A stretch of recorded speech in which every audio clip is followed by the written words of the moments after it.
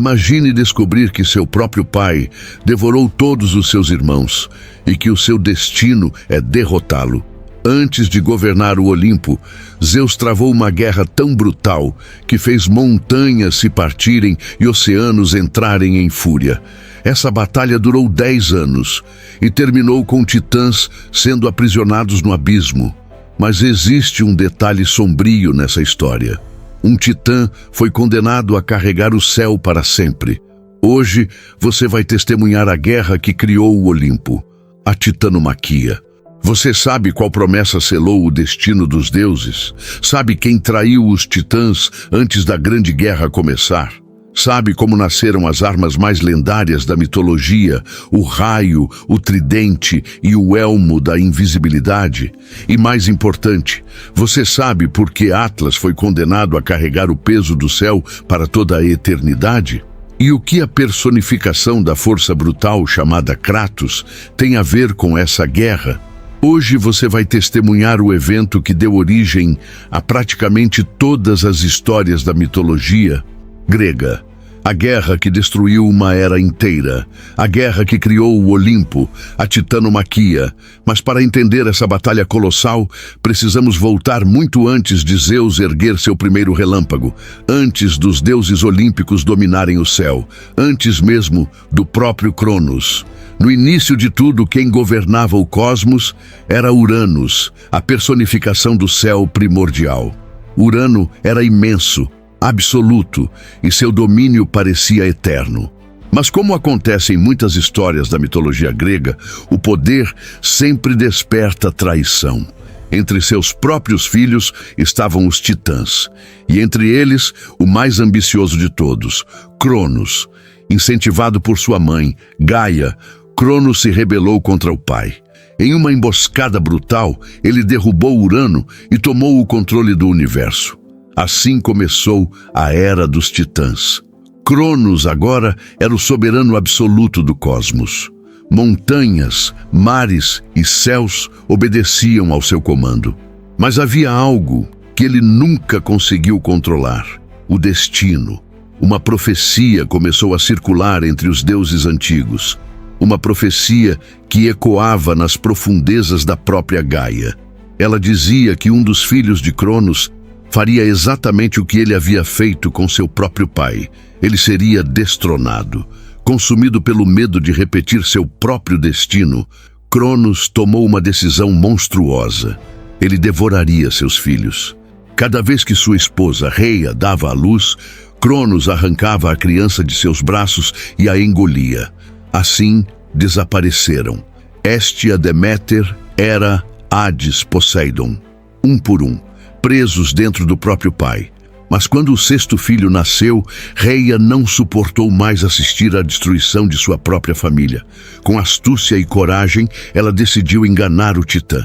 Quando Cronos veio buscar o recém-nascido, Reia entregou algo embrulhado em panos. Mas não era uma criança, era uma pedra. Sem perceber o truque, Cronos devorou a pedra, acreditando ter eliminado mais uma ameaça. A verdadeira criança havia sido escondida. Seu nome era Zeus. Ele foi levado para uma caverna secreta no Monte Ida, na ilha de Creta. Ali, Zeus cresceu longe da sombra de seu pai. Foi alimentado pelo leite da cabra divina Amalteia e pelo mel das ninfas. Enquanto isso, os guerreiros conhecidos como curetes dançavam ao redor da caverna. Batendo seus escudos e lanças, produziam um barulho ensurdecedor. O objetivo era simples. Se o bebê chorasse, Cronos nunca ouviria. Enquanto o jovem Zeus crescia, o mundo continuava sob o domínio tirânico dos titãs. Mas o tempo da profecia estava se aproximando. Quando Zeus atingiu a maturidade, ele decidiu enfrentar seu destino. Mas primeiro precisava libertar seus irmãos. Com a ajuda da Titânide Metis, Zeus criou uma poção poderosa.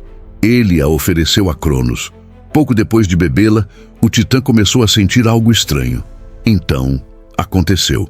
Cronos vomitou seus filhos. Primeiro a pedra, depois os deuses que estavam aprisionados dentro dele.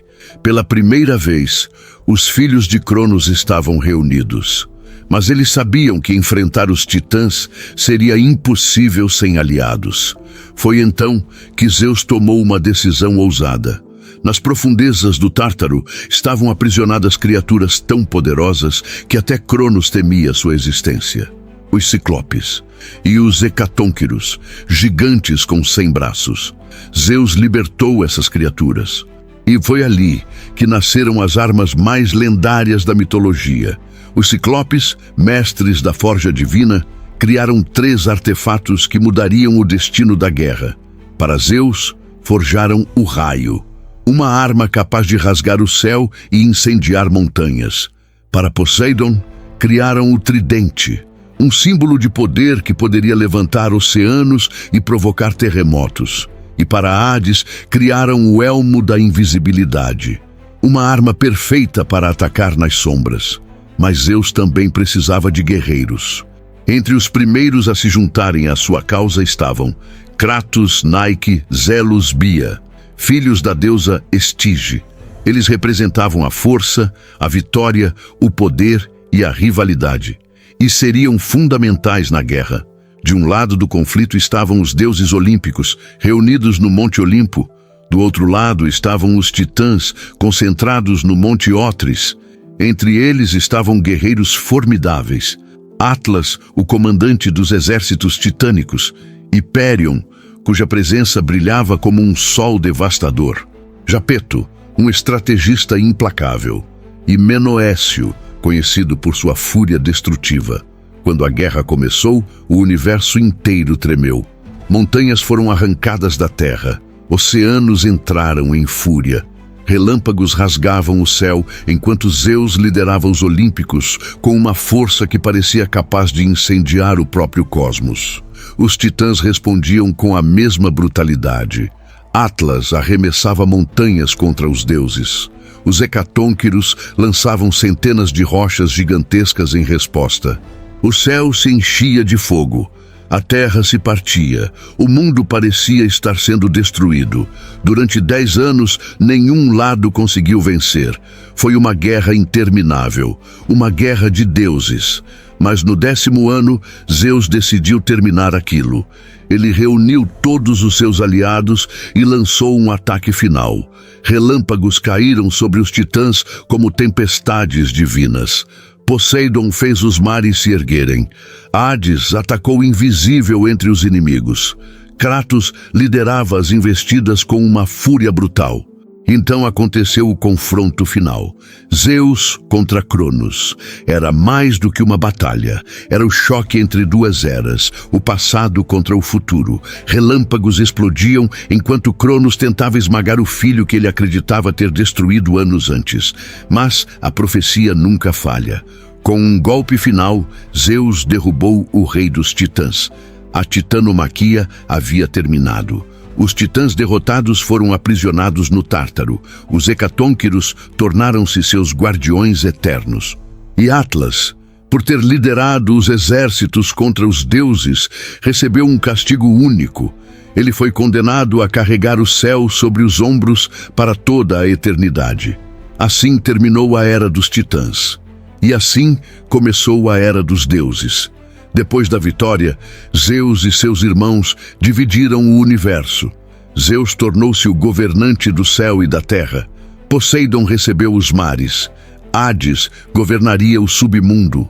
No topo de uma montanha que tocava as nuvens, eles estabeleceram sua nova casa, o Olimpo. Ali começaria uma nova era da mitologia.